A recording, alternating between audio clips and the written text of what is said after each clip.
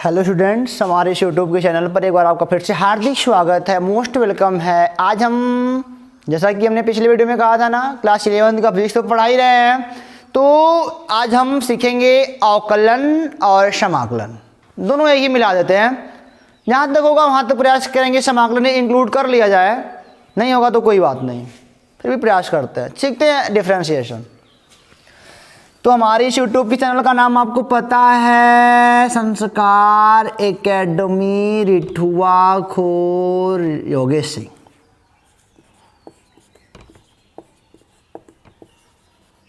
आपका भी चैनल है, हमारा बस नहीं है, आपका भी है। आप भी देख रहे हो ना, तो गुस्सा ना मत, आपका भी है, आपका भी है, आपका भी है, परेशान मत होइएगा, आपका भी है। मैंने बोल दिया ना आपका भी है। तो आइए यहाँ पे आते हैं। अगर पिछला वाला हमारा वीडियो देख के आए हो तो यहाँ पे आपको बेहद आराम महसूस होगा। अगर नहीं देख के आए तो जाके देख लो, फिर आप बड़े ही आराम से फील करोगे सब कुछ। इसकी हिंदी होती है अवकलन। इसकी आवश्यकता हमको फिजिक्स में क्यों पढ़ने लगी? वही जब तुम जैसे लोग जल्दीबाजी वाले हो गए कि 8 बजे उठे, स्कूल का टाइम है 8:30 बजे, 8 बजे उठे, नहाए धोए फ्रेश हुए, खाना खाए, अब अपनी स्पीड लगातार बढ़ाते जा रहे हो स्कूल जाने के लिए, हर वक्त बढ़ाते जा रहे हो। तो कोई दूर बैठा मास्टर सोच रहा होगा ये हर वक्त बढ़ा रहा है, तो अगर मान लो किसी एक पॉइंट पे इसका निकालना हो वेग या चाल क्या है, तब क्या करेंगे? तो तुम जैसे क्या बोले, लेजी की वजह से ये निकालना पड़ा अवकलन, नहीं तो हम लोग इतना मगजमारी नहीं करना पड़ता। तो हर वक्त अपनी स्पीड तुम बढ़ा रहे थे, तो हमने कहा एक पॉइंट पे इसकी स्पीड क्या निकली? गधे की। सर गधे नहीं है, गधे मत बोलो हमको। क्या हो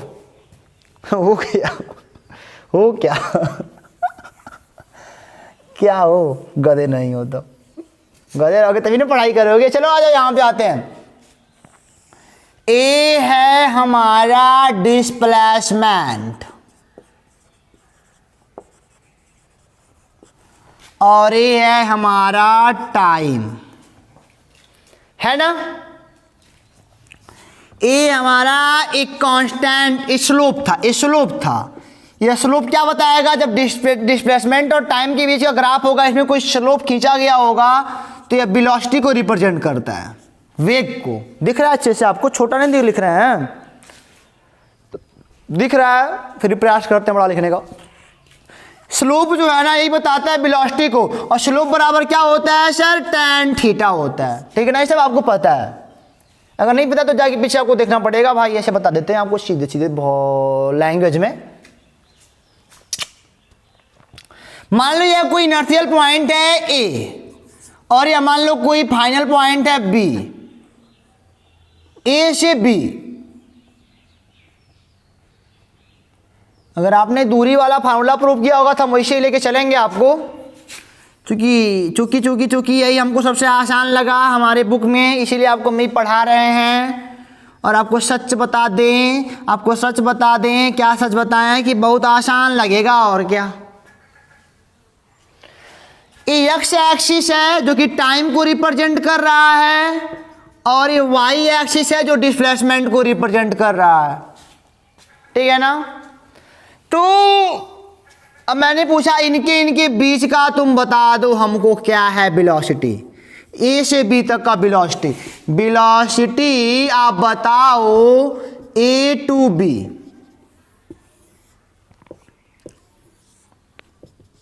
बहुत अच्छी बात। तो ए से बी तक ऐसे हमको पहुंचना पड़ेगा, ऐसे बनाना पड़ेगा एक ग्राफ, ऐसे लंब खींचना पड़ेगा, ऐसे ना, यही निकालना पड़ेगा tan थीटा बराबर, अगर इनका नाम सी दे दें तो BC बटे AC लंब बटे आधार निकल जाएगा, ये वेलोसिटी बताएगा। अरे वाह सर, ये आप क्या बता रहे हो? मजा आ रहा है, मजा तो आएगा ही यार। चलो आ जाओ यहाँ पे। अब बात आती है BC कितना, AC कितना है। नहीं, यक्ष वाले पे चले हो, यहां से यहां तक यह डिस्टेंस मान लो है x2 है, ठीक है ना? और ये वाला डिस्टेंस मान लो x1 है। तो बताओ जरा, अगर ये यहाँ से यहाँ तक x2 है, टोटल x1 है, तो यह कितना होगा? कहोगे सर x2 - x1 होगा। हो गया ना? ओके। और अगर हम कहें BC कितना है, तो यहां से यहां तक मान लो पहले y1 है, यहां से यहां तक, और ये वाला यहां से यहां तक मान लो y2 है, टोटल y2 और वहां तक है बाबू y1, तो ये कितना हो गया y2 माइनस y1। तब आप कहोगे sir tan theta equal to y2 minus y1 बटे x2 माइनस x1। यही स्लोप होता है किसी लाइन का। मैथ में आओगे मतलब 11वीं में ना हमसे ही पढ़ोगे ये सब, ठीक है ना, बढ़ाएंगे आपको। स्लोप होता है किसी लाइन का जो कि कांस्टेंट जा रही हो ऐसे, ठीक है ना। तो स्लोप होता है tan थीटा बराबर y2 माइनस y1 बटे x2 माइनस x1। ये स्लोप यानी कि ढाल है, झुकाव है, झुकाव भी बोलते हैं कई लोग इसको। ये समझ में आपको आ गया ना, ये स्लोप निकल गया। चलो अब यहाँ पे आपको कुछ गणना कराते हैं। ये मान लो अब यही स्लोप, अब यही तुम्हारी जल्दीबाजी वाला स्लोप मैं बना रहा हूं, डिस्प्लेसमेंट आगे हो जाएगा ये टाइम। मैंने कहा ये ऐसे भाग रहा है, ठीक है ना, ये तुम्हारा वाला है, तुम्हारी लाइफ है, ऐसे चलती है, हम लोग लाइफ ऐसे चलती है, नॉर्मल बड़ी बहुत स्ट्रांग चलती है। और ये तुम्हारी लाइफ कहीं लड़ उड़ के गिर जाओगे, लेकिन गिरने नहीं देंगे, हम संभाल के रखेंगे आपको, बता रहे हैं आपको, ठीक है ना। आ जाओ, कोई भी मजाक बुरा लगे तो प्लीज सॉरी, लेकिन यहाँ पे अच्छे से पढ़ाई करना। आ जाओ यहाँ पे। तो अब देखो जरा, अब कैसे निकलेगा सर। हम मान लो मैंने पूछा इस वाले यहाँ पे इस टाइम का बताओ जरा, इस टाइम का बताओ, इस टाइम का, केवल इस टाइम का बताओ ये क्या होगा वेलोसिटी, या फिर क्या होगा यहाँ का स्लोप। स्लोप वही वेलोसिटी, tan थीटा यहाँ पे कितना होएगा। अब यही तो बताना है हमको। अब यहाँ पे ऐसे आपको टेंजेंट गिराना पड़ेगा स्लोप निकालने के लिए। टेंजेंट मतलब स्पर्श रेखा, ऐसे काट के नहीं गिराना कभी भी, ऐसे स्पर्श टेंजेंट गिराते हैं और x के पॉजिटिव से निकालते हैं। कभी कभी ग्राफ ऐसा गया हो, ऐसे मान लो गया हो, तब ये हवाला निकालना पड़ेगा, ये हवाला, ठीक है ना। x के पॉजिटिव से एंगल निकाला जाता है, ये बात आप समझ लो। हालांकि मिलेगा, अभी परेशान ना होइए, कि उसे हम लोग बताएंगे जरूर आपको। तो अब इस टाइम का कैसे निकलेगा। ये पॉइंट ए है, ये पॉइंट बी वहीं पे है, मान लो यहां पे है। अब कैसे निकलेगा, अब तो मुश्किल हो जाएगा खेलना आपका। मैंने केवल पॉइंट ए पे पूछा है। तो एक बात हो सकती है, अगर मैं कहूं बी को पकड़ के लाओ, यहां तक ला गिरा दो ऐसे, इनके बीच थोड़ा मुड़ा तो डिस्टेंस है ही, ऐसी बात थोड़ी है। इनके बीच थोड़ा मोड़ा डिस्टेंस है ना, बहुत थोड़ा सा। अभी देखो जरा, यहाँ पे लंब गिरा दो, यहाँ पे आधार। मेरी बात से काम चलाना है, पता नहीं चल रहा होगा आपको, फिगर में पता चल रहा है, मेरी बात से काम चलाओ ना। ये बहुत छोटा सा डिस्टेंस है, इनको चलो आज जूम करते हैं, अपना मोबाइल निकालते हैं बड़ा वाला, जूम करते हैं, ऐसे हो गया ये, जूम कर दिया। लेकिन ये डिस्टेंस बहुत छोटा सा डिस्टेंस है, बहुत छोटा सा टाइम भी लगा होगा। क्यों, अरे भाई यहाँ से यहाँ तक आओगे तो कहोगे सर फिर वही हाल y2, और यहाँ से यहाँ तक y1, तो यहाँ से यहाँ तक है छोटा सा डिस्टेंस y2 माइनस y1 तो होगा ही। उसी प्रकार यह छोटा सा डिस्टेंस क्या होगा, x2 माइनस x1 होगा। फिर कहोगे सर tan थीटा बरोबर y2 माइनस y1 बटे x2 माइनस x1। लेकिन इतनी छोटी दूरी है सर, परेशान हो जाएंगे। इसी को हमने नाम दे दिया dy/dx। बहुत छोटी दूरियों को, इस दूरी को मैंने dy कह दिया और इस दूरी को मैंने dx कह दिया। ये मिल गया हमको इंटीग्रेशन का एक साइन मिल गया, सॉरी डिफरेंशिएशन का नाम मिल गया यहां से, dy/dx। यह इस पॉइंट का स्लोप है, इस पॉइंट के लिए स्लोप है। तो आपने क्या पाया कि tan थीटा बराबर dy/dx। यह भी क्या है, स्लोप ही है, स्लोप ऑफ किसका, डिस्प्लेसमेंट एंड टाइम। यहां पे dy क्यों लिखा गया जानते हो ना, इज y2 माइनस y1 बहुत छोटा है, बहुत छोटा, बहुत छोटा सा है। जैसे यहाँ पे डिवाइड लिख दिया, dx क्यों है? बहुत छोटा टाइम, बहुत छोटा। यार ये भाई सोच सकते हो इस छोटे से टाइम में छोटा सा डिस्प्लेसमेंट होगा ना, छोटे से टाइम में अब 0.001 सेकेंड में कितना डिस्प्लेसमेंट कर पाओगे, छोटा सा, यही है बस। तो यहाँ तक आपके पास समझ में आया? यही होता है, यही होता है। इस सर्टेन पॉइंट का भी हम निकाल सकते हैं, इस सर्टेन पॉइंट का भी निकाल सकते हैं। तो यहाँ तक बताओ, अच्छा आपको बात समझ में आई कि नहीं आई? इसे जानते हो क्या पढ़ते हैं? मैथ में आओगे तो ऐसे पढ़ाई करेंगे इसकी। इनको मिटा दें, नोट कर लो एक बार जरा, जो नोट करना हो। और जो मैं बातें बोलता हूँ ना उसको आप जरूर नोट करिएगा। चलो आ जाओ। dy/dx, इसे हम बोलते हैं मैथमेटिक्स के रूप में rate of change of y with respect to x, यानी कि x के सापेक्ष y में परिवर्तन।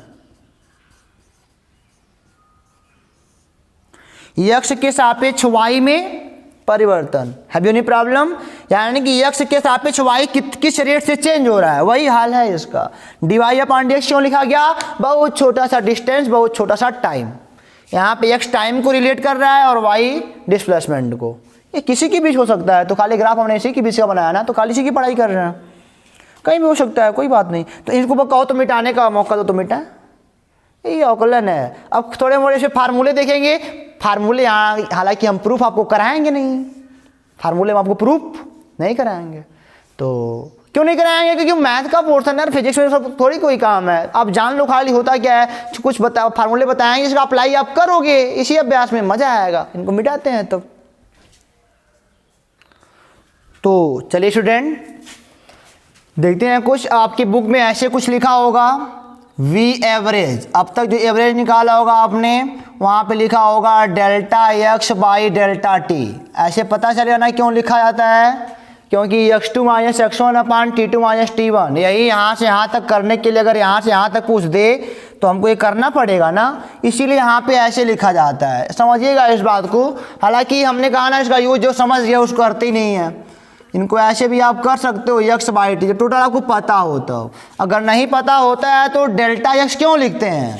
x2 - x1 T2 - T1 कि यहाँ से यहाँ तक का पूछ ले तो हमको घटाना पड़ेगा ना। y2 - y1 डिस्प्लेसमेंट है और ये x2 - x1 क्या है? टाइम है। ये है डिस्प्लेसमेंट है और ये टाइम है, तो इसीलिए लिखा जाता है, ठीक है ना। एवरेज का हो गया, इंस्टेंटेनियस का निकालो, इंस्टेंटेनियस का ऐसे लिखा जाता है।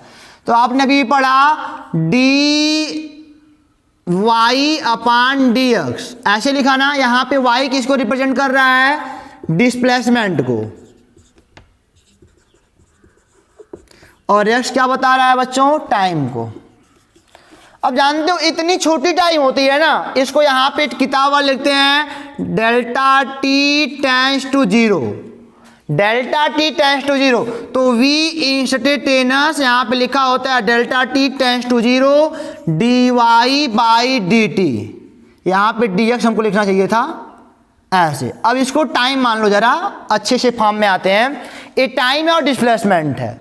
और यहाँ पे क्या लिखा है, इसे ऐसे पढ़ते हैं v instantaneous Δt tends to 0 is equal to dy/dt। Δt क्यों लिखा है? Δt मतलब क्या है? dx है क्या या dy है क्या? सब तो डिफरेंस है ना, सब अंतराल ही तो है, सब हमने घटा घटा के निकाला है। तो यहाँ पे Δt यानी कि T2 - T1 यह जो है टेंड्स टू 0 यानी कि जो T2 - T1 मैंने घटाया था वह लगभग 0 की ओर जा रहा है, 0 की ओर जा रहा है।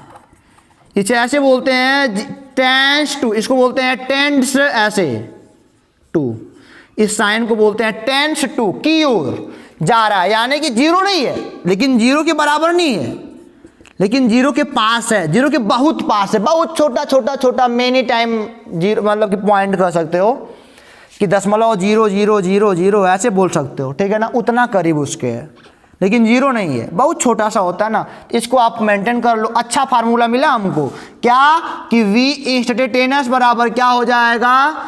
अच्छे से लिखोगे तो D Y by D T, delta T tends to zero. Delta T क्यों लिखा है पता चल गया आपको ना, डिफरेंस है ना, इसलिए डेल्टा लगाया गया है। डी टी और डी वाई डिफरेंस है यार, यहाँ पे डी जीरो के बराबर नहीं है, जीरो हो जाएगा तो अनंत हो जाएगा, कुछ हल मिलने वाला ही नहीं है। या जीरो हो जाएगा कोई बात नहीं, लेकिन यह जीरो नहीं हो सकता, विस्थापन जीरो हो जाएगा, टाइम कहाँ जीरो कर पाओगे, चलोगे तो कुछ टाइम लगेगा जरूर ना। तो डेल्टा टी यहाँ पे रिप्रेजेंट किया था, डी वाई नहीं रिप्रेजेंट करते, यहाँ पे इसको रिप्रेजेंट करते हैं, क्योंकि टाइम जीरो के करीब हो जाएगा, और कुछ करोगे तो टाइम पक्का लगना है, वो थोड़ी रुकने वाला है। तो बात हमारी समझ में आ गई ना, ये वाला दिखाने भी आपको आ गया, मज़ा आएगा सर, बहुत अच्छे समझ में आ रहा है। कमेंट बॉक्स में तब खातिरदारी करिएगा, क्या करना है खातिरदारी, ये क्या होता है नहीं पता सर, कोई बात नहीं, चलो आ जाओ यहाँ पे। सॉरी सॉरी नहीं बोलेंगे, कुछ नहीं बोलेंगे, कुछ नहीं बोलेंगे, चलो आओ। अभी अभी आपने पढ़ा जो स्लोप है वह पढ़ा आपने D Y by D X है, ठीक है ना। y रिप्रेजेंट करता है डिस्प्लेसमेंट को, लिख लो, कुछ भी हो सकता है यहाँ पे, मैंने बोला ना पहले ही, जो आप दिखा पाओ। और x रिप्रेजेंट करता है किसको, टाइम को, यहाँ पे t लिख लो और मजा आएगा, पता चल जाता है हाँ टाइम है। मैंने बोला आपसे एक सवाल लिख दूं यहाँ पे आपके लिए, डिस्प्लेसमेंट है जो यस डिस्प्लेसमेंट है वह समय के सापेक्ष चेंज हो रहा है, मान लो 5t स्क्वायर माइनस 6t,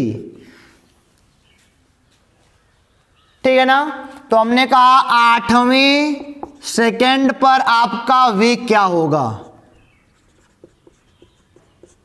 अब कहोगे सर क्वेश्चन ही नहीं समझ में हमको आया, कह सकते हो 8वें सेकेंड पर आपका वेग क्या होगा, मैंने यही आपसे पूछा है। डिस्प्लेसमेंट है क्या, मतलब कि समय के साथ डिस्प्लेसमेंट आपका चेंज हो रहा है, घर से निकले, अगर देखो ये टाइम है, यहाँ पे टी किसको रिप्रेजेंट करता है, समय को, यानी कि आपका जो डिस्प्लेसमेंट है ना वो आपके टाइम पर डिपेंड कर रहा है। डिस्प्लेसमेंट विस्थापन आपका, घर से निकले पहले सेकंड में आप करोगे तो वैल्यू रखोगे तो आपका विस्थापन कुछ और आएगा, अगले दूसरे सेकंड के लिए विस्थापन को, यहाँ पे टी का मान 2 रखोगे विस्थापन कुछ और आएगा, तीसरे सेकंड के लिए विस्थापन कुछ और आएगा, चौथे सेकंड के लिए विस्थापन कुछ और आएगा, यानी कि हर सेकंड आपका जो विस्थापन है चेंज हो रहा है, समय के साथ बदल रहा है। तो मैंने कहा बताओ 8वें सेकंड में, बताओ एक्यूरेट 8वें सेकंड में आपका वेग क्या होगा।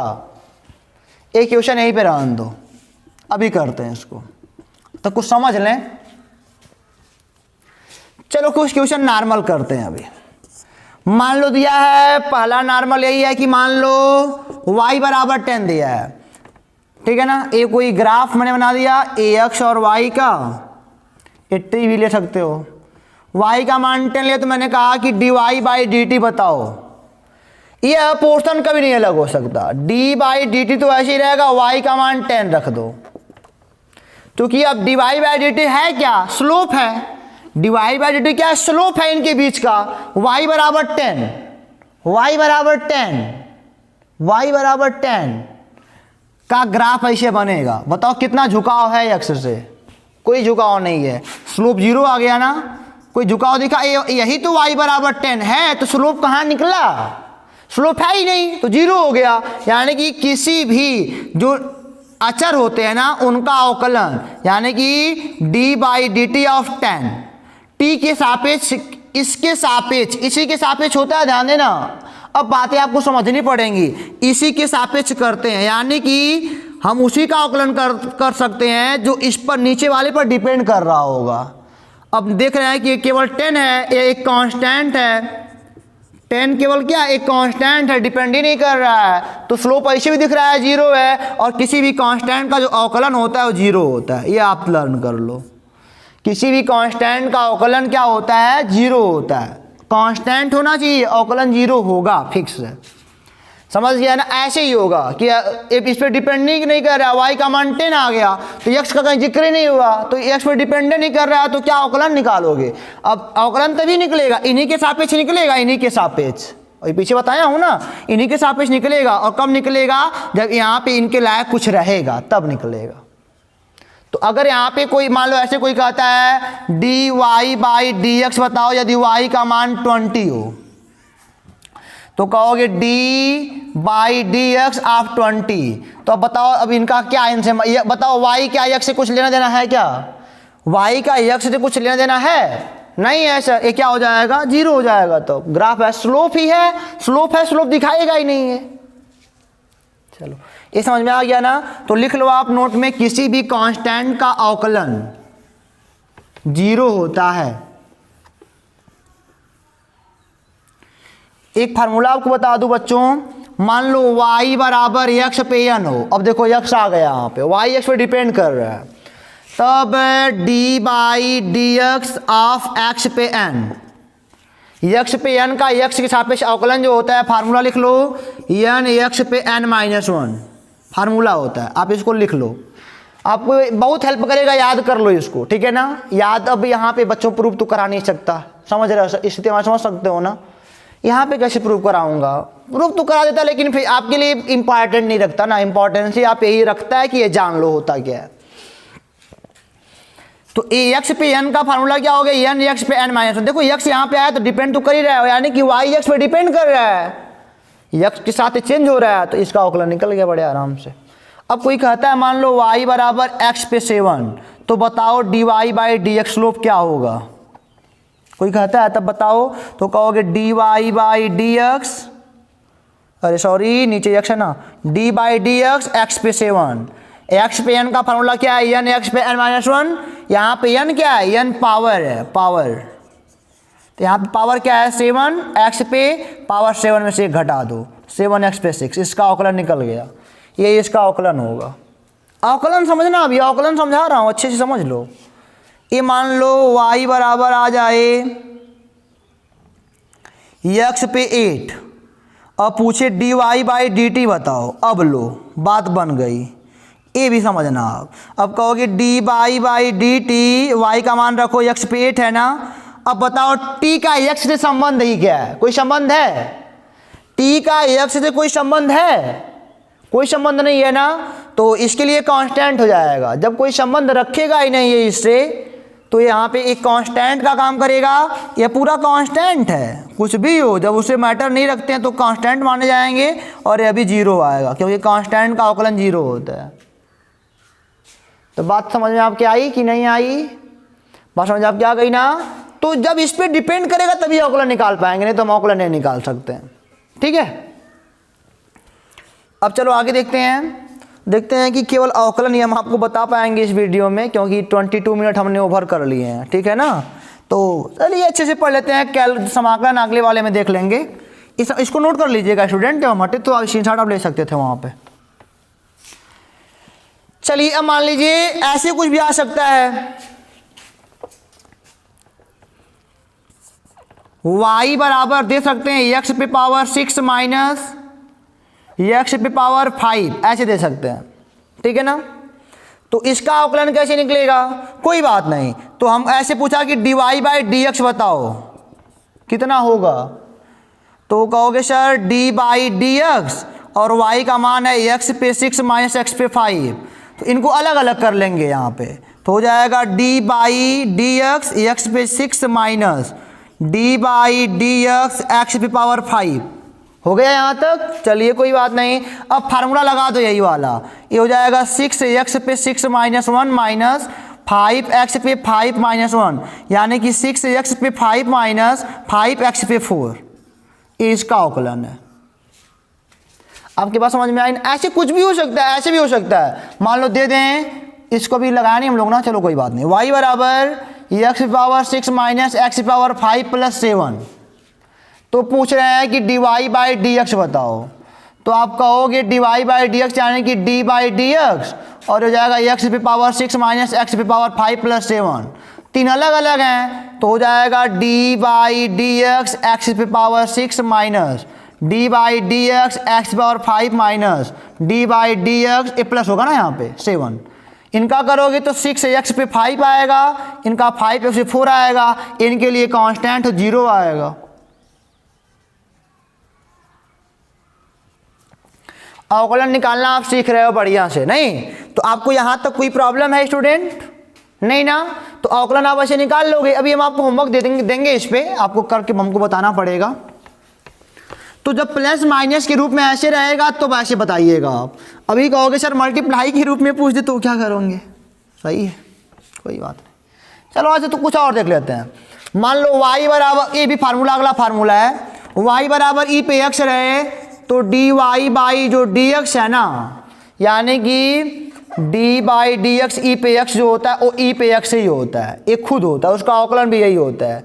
ये एक्सपोनेंशियल टर्म कहा जाता है, इसके बारे में आप पढ़ोगे, एक्स्ट्रा एक चैप्टर मिलेगा आपको मैथ में। एक्सपोनेंशियल टर्म कहते हैं, चरघातांकी ऐसे कुछ कहा जाता है हिंदी में।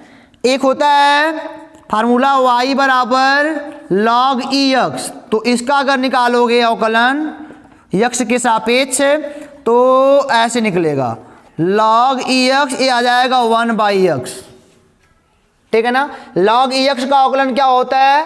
1/x होता है, ठीक है। Any problem? चलिए आगे करते हैं। मान लीजिए y बराबर दिया रहे log ए एक्स, ऐसे log x बेसे दिया रहे, तब क्या होगा? D Y by D x बराबर हो जाएगा d by D x log a x. A base में है ये और यहाँ पे है तो होता है ए पे एक्स log ई ए, ठीक है ना। ए पे एक्स log ई इसका अवकलन होता है। यहाँ पे ए है, ध्यान देना, और यहाँ पे ई है, दोनों में फर्क होता है।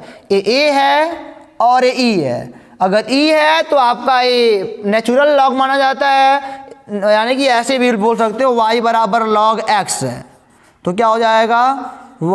D Y by D x बराबर 1/x हो जाएगा, ठीक है ना। और यहाँ पे ऐसे हो जाएगा, a है तो यहाँ पे जो अवकलन होगा a पे x इंटू log ई होता है। आइएगा समझ में आपके? ये फार्मूले आप नोट कर लिए ना, इसको नोट जरूर कर लीजिएगा। अगर ऐसे मिलेगा तो ये वाला होगा, इसका अवकलन ये होता है, इसका अवकलन ये होता है, ठीक है। आगे चलते हैं।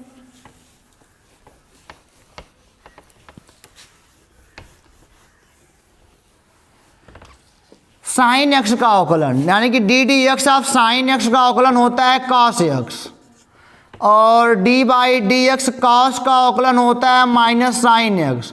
हालांकि क्वेश्चन इस पर हम लोग करेंगे, अभी उसको करते हैं तब बताते हैं, ठीक है। ये हो गया स्टूडेंट, समझ में आपको आ रहा होगा। अब मान लो कि ऐसे दे दिया है डी डी एक्स ऑफ, ऐसे ए गुणनफल का पहला पद भी दिया रहा है गुणे दूसरा पद, अब कुछ भी हो सकता है, ठीक है ना। ऐसे दिया रहा है, इसका अवकलन कैसे निकालेंगे? यानी कि ऐसे, यानी कि डी बाई डी एक्स अगर ऐसे दिया रहे आपको बच्चों, मान लो ई पे एक्स इंटू एक्स पे 5 दिया रहे, तब क्या करोगे? अब ये दो फलन हो गए ना, ये दो लोग इनका गुणनफल हो गया, अब कैसे निकालोगे? कोई बात नहीं, ऐसे भी दे सकता है, इसको करते हैं, ऐसे भी दे सकता है 5x², इसका क्या होगा?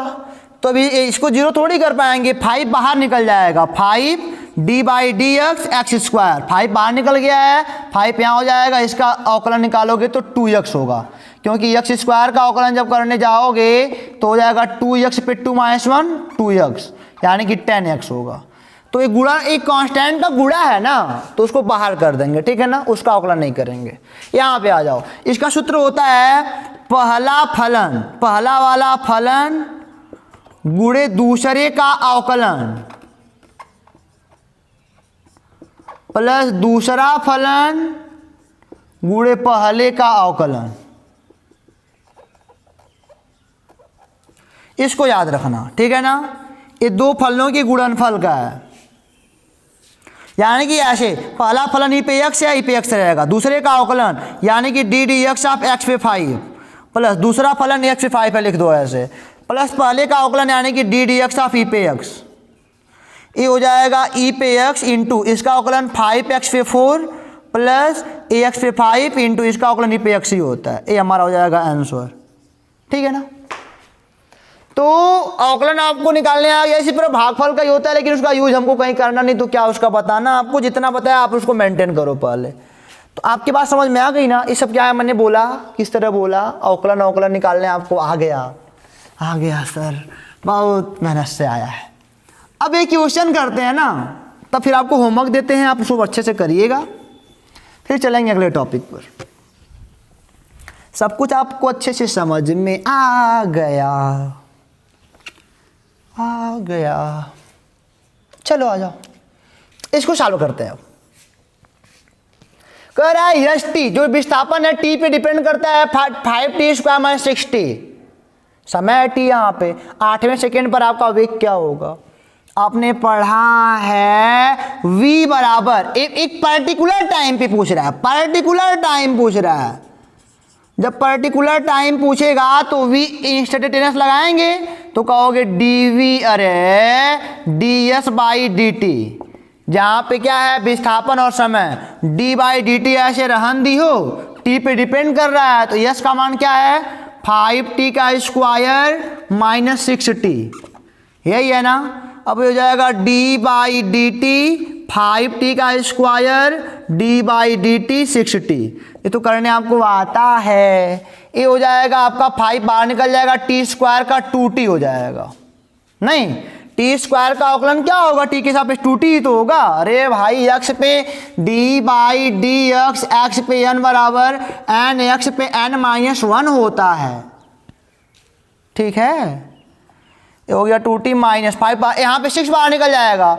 अब देखो dt/dt बचेगा तो इसका अवकलन तो एक ही होता है, तो 6 हो जाएगा, यानी कि 10t - 6 अवकलन निकल गया। अब 8वें सेकेंड पर पूछ रहा है तो हम निकाल देंगे। यस 8 बताओ कितना होगा, यानी कि 8वें सेकेंड में t बराबर 8 रख दोगे तो जो v आएगा ना यहाँ पे 10 × 8 = 80 - 6 यानी कि 74 मीटर पर सेकेंड। यानी कि 8वें सेकेंड में जो आपका वेग होगा वो 74 मीटर पर सेकेंड होगा। देखा, एक सेकेंड का निकालेंगे। ऐसे हम पॉइंट का भी 8.33 का बता सकते हैं, नहीं सबका बता लेंगे। तो अवकलन हमको आना चाहिए। तो यही से पूछता है, अगर पर्टिकुलर टाइम पे पूछेगा तो हमको फार्मूला लगाना पड़ेगा v बराबर ds/dt, जहाँ पे यह विस्थापन है और t समय है। समझ में आप क्या आ गया ना। इस पे हम चर्चाएं अब अगले वीडियो में करेंगे, जान लो आप। अभी हम इस पे सवाल लगाएंगे, हम लोग पढ़ेंगे अरे इंस्टेंटेनियस स्पीड एंड वेलोसिटी, तात्क्षणिक वेग और चाल अगले में पढ़ेंगे। अब यहाँ पे आपको होमवर्क में देता हूँ, फिर वीडियो को क्लोज करता हूँ। आपको निकालना है dy/dx और यहाँ पे भेजना है। कहीं पे दिक्कत हो तो बताना आप हमको, ठीक है ना। लेकिन यहाँ पे पहले काम करो। पहला है y बराबर 7x पे 6, दूसरा है y बराबर रूट में x। तो पगलाना मत, यहाँ पे x⁴1/2 कर देना। इसका मतलब x⁴1/2 नहीं लिखूंगा। तीसरा y बराबर e पे x माइनस 2e पे x। चलो कोई बात नहीं, ये तो घट जाएगा, कोई फायदा नहीं होगा।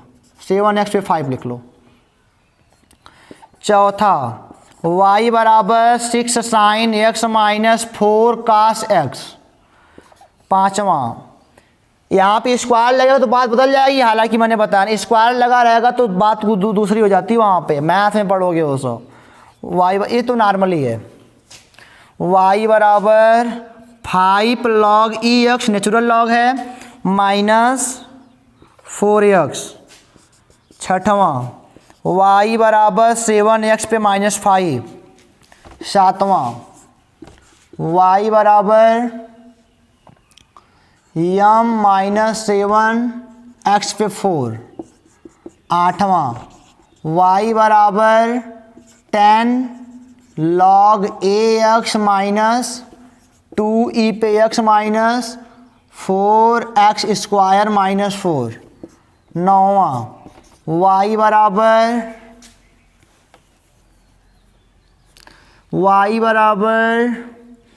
e पे x इंटू 7x पे 5। दसवां y बराबर e पे x इंटू log ex।